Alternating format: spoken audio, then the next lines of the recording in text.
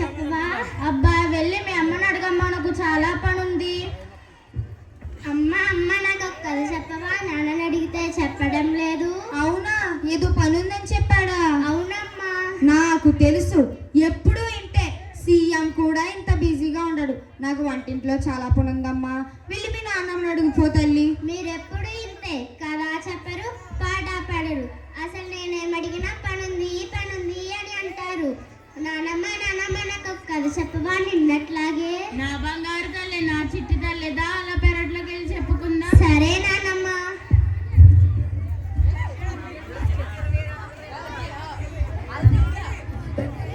ఏంటి ఏదో పాచిపోయిన వాసన వస్తుంది? ఏం లేదండి, మిగిలిపోయిన ఉప్మా ఉంటే పడేయడానికి వెళ్తున్నా. అంత ఎక్కువగా ఎందుకు చేసావే? మీకోసమే, తిని బలుస్తారని. దీని పేరు ప్రభావతి. కోపం చాలా అతి, అస్సలు లేదు మతిది, చాలా పెద్ద కోతి. నీకు పగులుద్ది మూతి. అబ్బో, అయినా ఇంత చేసి పడేసే బదులు ఆ ముసల్దానికి పెడితే పోలే. అత్తయ్యా, ఓ అత్తయ్యా, మీకోసం ఉప్మా చేశాను, తినండి. అమ్మా ప్రభా, ఇది పాచిపోయింది, నేను ఎలా తినాలి? పాచిపోయిందా? నీకోసం వేడివేడిగా జీడిపప్పు వేసుకుంటామంటారా? పాచిపోయిందంట, పాచిపోయింది. అయినా ఈ వయసులో అంతంత తిని ఒలింపిక్స్కి వెళ్ళి వెయిట్ లిఫ్టింగ్ చేయాలా ఏంటి? సిగ్గు లేకపోతే సరే. చిచ్చి, పెట్టింది తిను, లేదంటే మూల పడుండు. నువ్వెప్పుడూ అర్థం చేసుకోవు, ఇంతే నువ్వు. యావండి, నేను ఇంక ఇంట్లో పని చేయలేనండి. నీకు ఇప్పుడేమైందే? ఇంకా ఏం కావాలండి? పాప ఏమో స్కూల్కి వెళ్ళిపోతుంది, మీరేమో ఆఫీస్కి వెళ్ళిపోతారు. మీరు వచ్చేంత వరకు ఆ ముసల్దానికి సేవలు చేస్తూ ఉండాలండి. అంతలా ఏం చేసావే? మీకు చెప్పాలా ఏంటి? చెప్పకపోతే అర్థం చేసుకోరు. సరే నన్ను ఏం చేయమంటావో చెప్పు. ఇంట్లో నేనైనా ఉండాలి, ఆ ముసలిదైనా ఉండాలి. మీరు ఆలోచించి చెప్పండి. ఈ వయసులో మీ ఎక్కడికి వెళుతుందే? చాలా ఊర్లో ఉన్నాయి కదా వృద్ధాశ్రమాలు, వృద్ధాశ్రమానికి ఫోన్ చేయండి. సరే చేస్తున్నా, ఇప్పుడే చేయండి.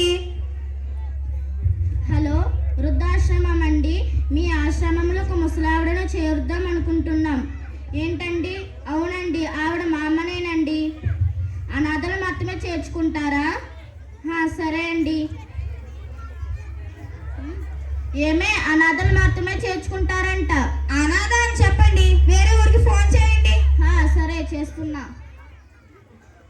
హలో, కడప వృద్ధాశ్రమం అండి.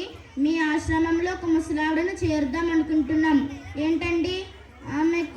ఆమెకు ఎవరు లేరండి, రేపు రమ్మంటారా? సరే అండి. ఇవాళే వస్తున్నామని చెప్పండి. ఏం చెప్పాలో కూడా తెలీదు. చిచ్చి, ఏంటి నాన్న, ఎక్కడికి తీసుకువెళ్తున్నాడు నానమ్మని? నీకెందుకే, నోరు మూసుకొని చదువుకోపో. అమ్మా, నువ్వు కాసేపు ఆగు. ఇందాక పాచిపోయిందేదో నాన్నమ్మకు పెట్టావే, అదేదో నువ్వే తినచ్చుగా, లేకపోతే నాన్నకి ఎట్టచ్చుగా, లేదంటే నాకు ఇవ్వచ్చు కదా. ఎందుకమ్మా నాన్నమ్మ అంటే అంత కోపం? అయినా మీ బుద్ధి ఏమైంది నాన్న? మీరు నన్ను చిన్నప్పుడు అంత బాగా చూసుకున్నారు, నానమ్మ కూడా మిమ్మల్ని అంతే బాగా చూసుకుంది కదా. నానమ్మ అయితే నాతో ఆడుకుంటుంది, పాట పాడుతుంది, మీరేమో పనుంది అని తప్పించుకుంటున్నారు. నానమ్మ వెళ్ళిపోతే నాతో ఎవరు ఆడుకోరు, పాట పాడరు. అందుకే నానమ్మతో పాటు నన్ను పంపించండి, అప్పుడు మీరిద్దరూ హ్యాపీగా ఉండండి. అప్పుడు అంత పెద్ద మాటలను మమ్మల్ని బాధ పెట్టదు తల్లి. నానమ్మ బాధపడదా అమ్మ?